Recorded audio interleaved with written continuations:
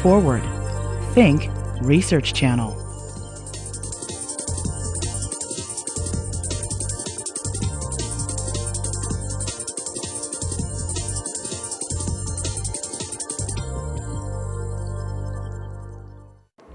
So of all the planets, Mars has been explored more than any other. All the data that we have about the Martian atmosphere comes from landers that essentially go through that atmosphere very, very quickly. So we don't have a lot of high resolution data that we can work with. There is going to be a Mars airplane, probably launching about 2011, and many groups right now, organizations, are developing technologies for this. So what we decided after looking at other things that had been done was to marry these inflatable wings with high altitude, primarily for looking at Mars aircraft.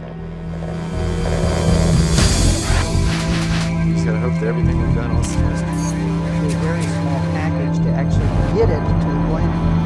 So we'll let the big boosters To be able to make up and add extra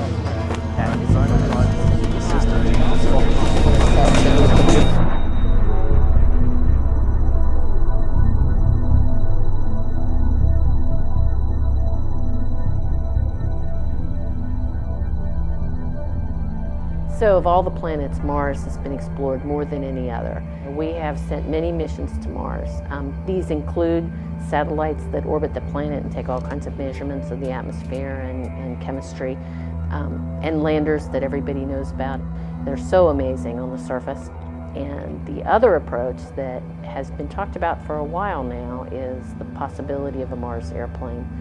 But the goal of this would be to essentially, like you do with a Mars lander, is target a certain area so you already know where you're going to be entering the Martian atmosphere, and then fly over certain targets and achieve very high quality images as well as data about the Martian atmosphere, which we do not really have yet. All the data that we have about the Martian atmosphere comes from landers that essentially go through that atmosphere very, very quickly. So we don't have a lot of high resolution data that we can work with in order to simulate the Mars climatology. A Mars airplane would be able to survey more of area than a lander or a rover could look at, but from a much closer perspective than can be seen from an orbiting satellite. Many groups right now, organizations, are developing technologies for this, including sensors, autonomous flight capabilities, and the wing technologies. A case can be made for inflatable wings, even though it seems at first like an unusual idea. When you go to Mars, you have to go in a small package, and when you get to Mars, you have to have big wings in order to be able to fly in the light atmosphere. So what you really want is some kind of a wing that can be packed in a small package and can open up to be quite large. Most of the concepts that have been currently studied to do that involve heavy folding mechanisms where you take a rigid wing and you fold it up in some kind of origami fashion. And inflatable wings are just a very natural way to solve that problem. There are always concerns in an environment like that on Mars about reliability of whatever design you're looking at. If it's an unfolding mechanical design, there might be concerns about dust and the reliability of those mechanisms. If it's an inflatable design, then there are concerns about puncture resistance and all of that. With a typical rigid structure, whenever you have an impact, that impact is directly absorbed into the body of the wing or the vehicle, and obviously when you have a large enough kinetic energy of an impact, there's going to be some damage associated with that. The benefit of using an inflatable technology, it has the ability to distribute that impact over the entire area of an inflatable system. So that way, when you have an impact, you almost get no damage at all. Essentially what we're doing is flying an airbag. But inflatable designs have been proven on Mars to be a very reliable design. Inflatables have been used for the Mars lander airbags very successfully since the Pathfinder missions in the late 1990s. And so the idea of an inflatable performing well in a Mars environment is an idea that's been accepted.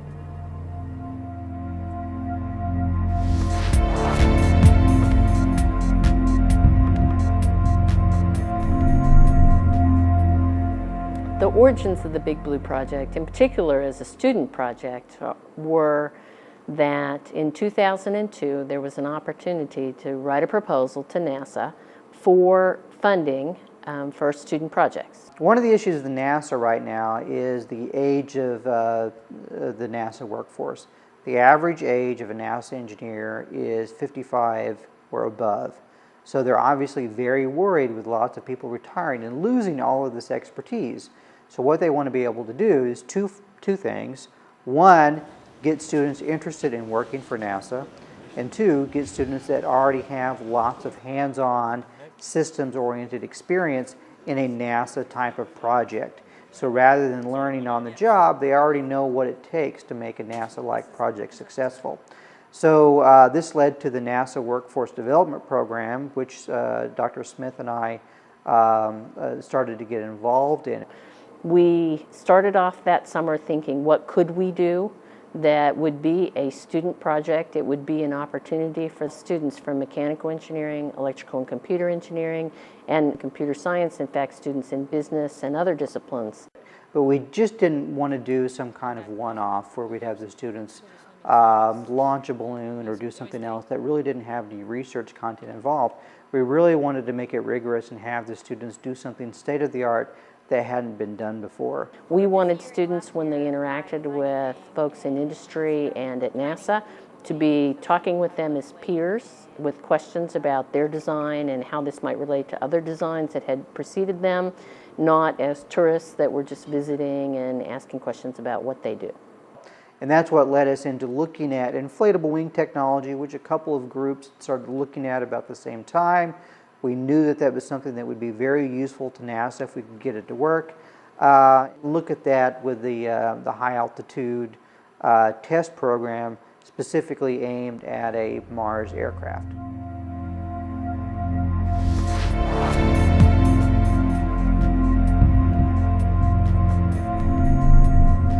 For a project like Big Blue, you have to build up your technologies in phases, and one of the first questions that had to be answered was about the design of the wings. And we had to work together with the manufacturers of the wings, ILC Dover, basically to do a design in partnership with them and answer questions about inflatable wings and their ability to fly in an environment like this on Mars.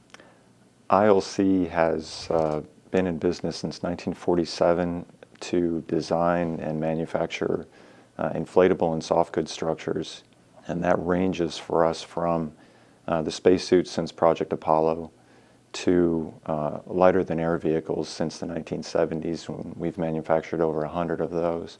Working with UV curable space structures had given us the background we needed to develop the inflatable rigidizable wings for Big Blue 1 and Big Blue 2. The first concept that we looked at were rigidizable wings, where the wing material themselves are embedded with an epoxy that cures upon exposure to some catalyst. In this case, the catalyst was UV radiation. So once the wings are exposed to sunlight, the hardening process begins to occur and the wings become rigid within some time. In this case, we're talking on the order of minutes. So we spent a lot of time testing, primarily in the wind tunnel, looking at inflatable wings versus conventional wing profiles. For example, the surface of the inflatable wings is a series of bumps from the inflation cavities. And the real question the first year was whether we had to put a smooth skin on that, like most of the wings that you see on commercial aircraft, as opposed to leaving it as a bumpy surface. One of the things that we found that we kind of had an inkling that we would see there is that due to the unique shape of the inflatable wing profile, is that actually helps improve the aerodynamic characteristics of the wing. We found out that in some, with some Reynolds numbers and some flight regimes, it's actually better to have this bumpy profile on the wings, and we're looking at that for some other applications here at ILC with airships. At the time that we were getting involved in this, ILC Dover was also investigating inflatable wings, so it was very good timing that we were able to meet and work together on this project and essentially help advance each other's not only state-of-the-art but also agenda as well. Mars has an atmospheric density about 1% of that of Earth at sea level. That creates a lot of aerodynamic difficulties in terms of flight. Most of the flight that we're familiar with is at very high Reynolds number. Even very slow aircraft have a very high Reynolds number associated with them, whereas those aircraft that will fly on Mars will be what we call low Reynolds number vehicles. And the aerodynamics in that regime are very different from what we see with high Reynolds number aircraft. So it's important for us to test in a relevant environment. To verify Mars airplane designs on Earth, what you have to do is you have to do a flight test at 100,000 feet or a little bit above that, because that's where the density of the atmosphere on Earth is similar to that on Mars. And to get there, you have to go up on a high altitude weather balloon in order to do the test. We were very fortunate on Big Blue to run into a group called Edge of Space Sciences. It's an amateur group, but as a hobby, they send packages to the edge of space on high altitude weather balloons and track them to recovery. EOSS is an organization that's dedicated to science, trying to advance science for students through ham radio and high altitude ballooning. And we provide this service to take student payloads up literally to the edge of space.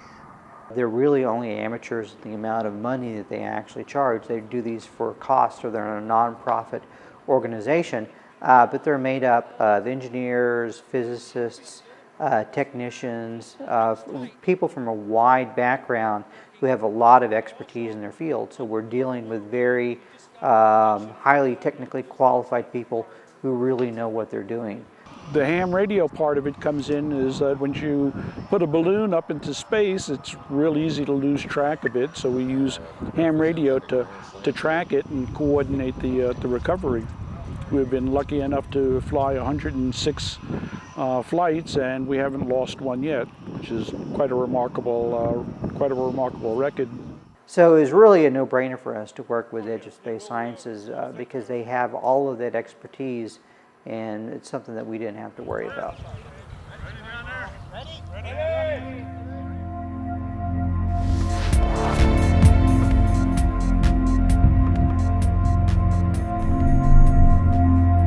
It was too much for us to really learn how to fly that first year, although we made some attempts to. So the first experiment was a package that had inflatable wings, UV curable, that rode up to the edge of space, deployed and cured in the sunshine, and then came back down and were recovered.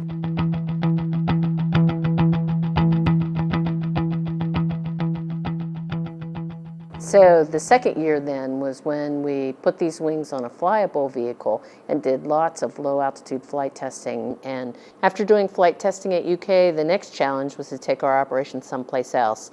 And although there are a lot of places we could go, we ended up deciding to go for spring break to Kitty Hawk, North Carolina, and fly there in celebration of 100 years anniversary of the Wright brothers flying there as well. And so that was fairly significant for us to go down there 100 years after the event and take part and just absorb the atmosphere, and also have the first test flights of our vehicle on the very same dunes that the Wright brothers first tested theirs.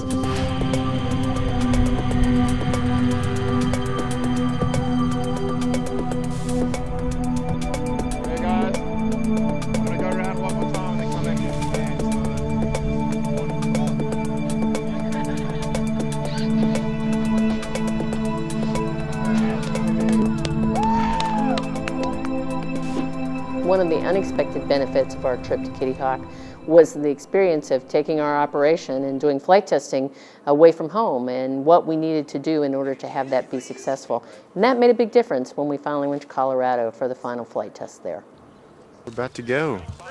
We just gotta hope that everything we've done all semester is gonna work, and the mission's gonna go off without any problems. It's here. D-Day, 0 hour, H time. We're ready to go.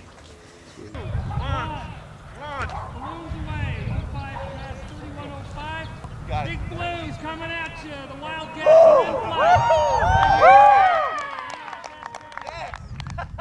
I was on the bird dog crew, which was responsible for being downwind of where the balloon launch was, and we were hoping to be able to spot the airplane descending down out of the sky underneath the parachute. We were out in the field, and I remember we were getting radio contacts that were telling us what was going on. 0 GEH, Station Alpha, we have a launch at 11:31. Do you hear that excitement? That's what the beacon is. 4, 3, and send it. There you go. They said they got excellent video of the wing deployment. Looked flawless. Oh, Right. awesome! Between what and what? The balloon actually popped unexpectedly at about 60,000 feet. So as it was parachuting down, our spotters were all in the wrong place because they were where the predicted landing was going to be had the ascent gone all the way to 90,000 feet. They were racing on the ground to try and get to where the parachute with the Big Blue aircraft under it was coming down so that they could have the visual contact they needed so that we could cut away and fly, but they just weren't able to get there in time. It's our way in the distance. It's a little to the left. It's right on the horizon. The parachute landed in a farmer's field. It was probably about 1 mile to 1.5 miles inland from the closest road. The good result was, though, that we found when we got to the recovery site was that the wings were amazing. Seeing the wings in their rigidized condition, and they had come out just beautifully, it was amazing. So it was a great sight for me to see them from when we manufactured them and they were still flexible to seeing them rigidized and cured and in the shape that we had planned on. So that was probably the most exciting part of the whole trip for me.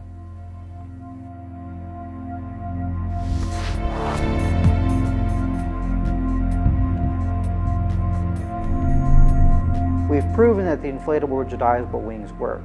That's one option that we can use for Martian exploration.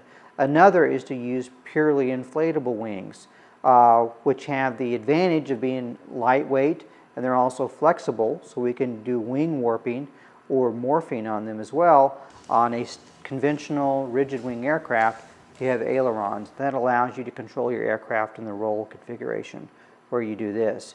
We don't have those types of actuators on inflatable wings, so we have to come up with some other mechanism to control that roll rate.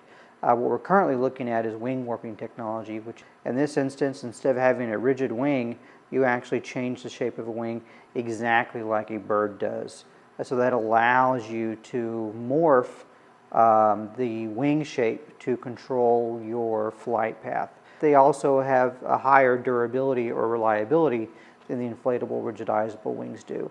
So we had to test that technology at altitude. We decided for Big Blue 3 to split into two separate teams, one that was advancing the autopilot technology by entering a student competition.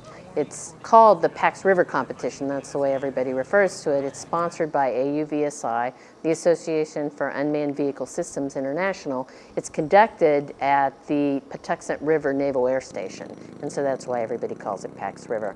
This student competition has teams from all over the country come in, and they need to autonomously fly around and identify targets on the ground. It's a different kind of design environment to design to compete in a competition like that, but we knew that if we entered that and wanted to do well, that we would have to advance our autopilot capabilities.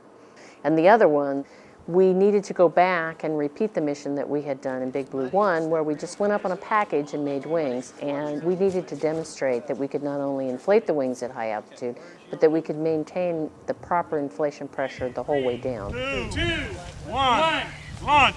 Clutch is released. Here goes the balloon. We have just left the launch site. We are in the chase vehicle right now. Mike Simon is manning the two computers that are receiving data. We're actually, one of the computers actually tells us exactly what direction from us right now it is. It actually turns out it's right out my left window. It's only traveled about 2 miles south. Okay. All right, and the longitude is? We're about 15 seconds to issuing the inflation band. 5, 4, 3, and send it. Hold on. No video? No video. Okay, there's the first one. There's no video. There you go. Dude, the wings look awesome. They inflated so fast. I was stunned. There you go.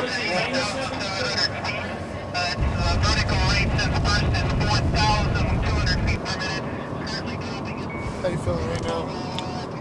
pretty good. Stomach still hurts a little bit, but I'm pretty confident that everything's going to come out right, though. The only thing we don't know at this point that's working is whether the still camera is actually taking pictures. We assume it's taking pictures because it's worked flawlessly up until now. So we'll know once we recover the package how well it works. I think we've lost it. Oh, it's up right above us, coming down. Great picture.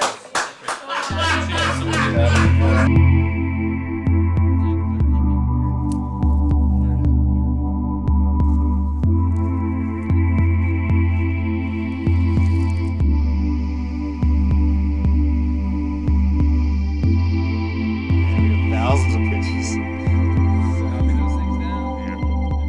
One of the important things about this is to get good high quality data. And in terms of an inflatable wing, your data really takes the form of an image where you can see what that wing looks like. Is it maintained in the proper shape? So in this case, a lot of our data from Big Blue 3 really was images of those wings deploying at high altitude.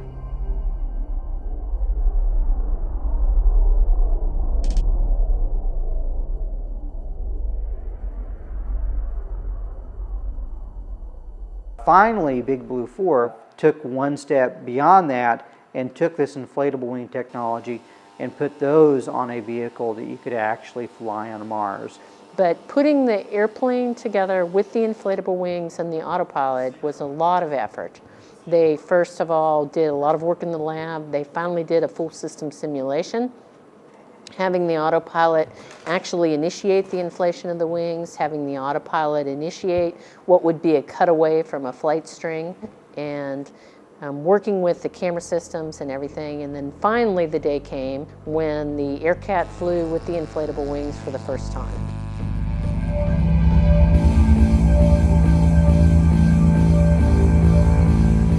It was an amazing day. One that had been a long time coming, and it was a wonderful first flight, followed shortly thereafter within a month or so with several other flights, including one that was touch and goes and all kinds of things that people think of as, you know, just when you're flying old hat, you know, these are the kinds of things you do. That was when it really hit me, was when we actually did the first touch and go and then the first landing, that we're actually doing something that hadn't been done, and that was very exciting. That's when we had our first inflatable wing airplane that performed something that only an airplane can, that a real working airplane can. It wasn't a paper airplane that we were throwing into the air with an engine. It was something that was performing, it was maneuvering, it was taking the technology to the next level.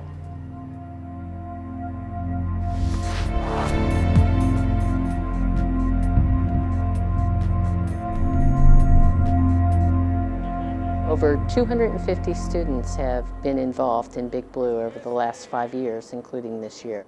Big Blue is a unique project because it allows students from all disciplines of engineering to apply what they learn in the classroom on a real practical problem. A lot of the senior design projects that are typical don't allow you to use almost everything that you learn as an undergrad, and I think the Big Blue project kind of sums up your career as an undergraduate student. No other project currently allows you to get the kind of experience that you get with Big Blue. We work with communication between mechanical engineers, electrical engineers, aerospace engineers, along with going over the boundaries between two different universities. We are also working with people in industry. Working on the Big Blue project gave a huge advantage as far as knowing what was going on in the field, and as far as when you have an interview, and there are companies that hear that you work on this and you're automatically given an interview just because they knew you worked on this project, so you have this skill set. Because of Big Blue, it opened up a door for me to have an internship here at ILC, and then after I graduated, they offered me a job because of my experience of working on the inflatable wings. With respect to Big Blue, it's an interesting story for us because I have constantly been talking to other universities. We work with a lot of different universities, and we hold up the Big Blue model to them as something that they should emulate. There's been a lot of specialty coming from University of Kentucky in multi-disciplines that has been very good for the advancement of this technology. And the inflatable rigidizable wings ended up being incorporated in the Extreme Textiles exhibit that was developed by the Smithsonian Institution Cooper Hewitt Museum.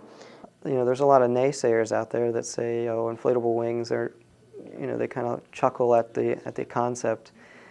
But if you look at the videos that the University of Kentucky is producing, I mean, this technology is for real. It can be done. It can be flown. Originally, when we started this project, inflatable wings really weren't an option. 4 years later, they're now on the roadmap, where in the year 2015, they're looking at inflatable wings being ready to launch to Mars. And I just can't say enough about what these students have accomplished. They really have contributed to a part of aviation history, and I hope they understand that, and I hope this is one of the best things that they ever get to do.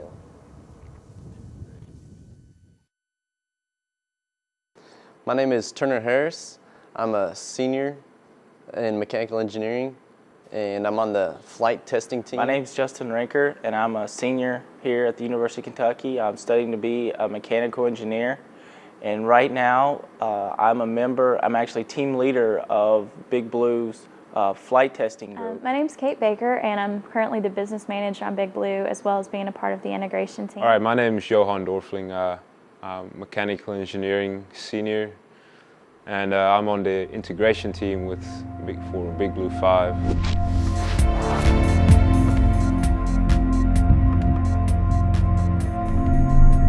Through all the accomplishments of the first 4 years of Big Blue, it's now accepted that inflatable wings are a feasible technology for Mars exploration, and it's listed in documents that NASA has produced. But, here we are, primed for the final high-altitude flight. The final culmination of this project is to actually fly an inflatable wing aircraft at high altitude or Mars-like conditions to show that the entire system will work.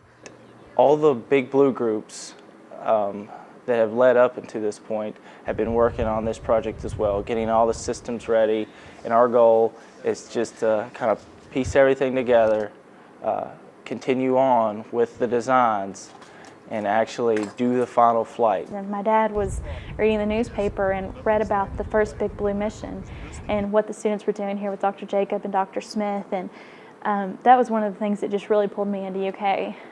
That was my goal. By my senior year, I wanted to be on Big Blue. And when it came up this year, we were all just so excited, and everybody was wanting to get on this project. Leading up until this semester of my senior year, I have heard great things about Big Blue. I've heard so much, it's almost felt like that I've been part of the team leading up to this point. That's how Big Blue is felt around the mechanical engineering department. And I was just honored and excited when it came my year. We would wonder from year to year, how are we ever going to do this? And then all of a sudden we would meet the new group of students, and we would then say, oh, here's another great group of students that would do imaginative things. And we still haven't flown at the edge of space, and that's what they want to do for Big Blue 5, is that final high altitude flight of our wings at the edge of space. And so that's what we're going to do. We're all set, and this is the year to do it.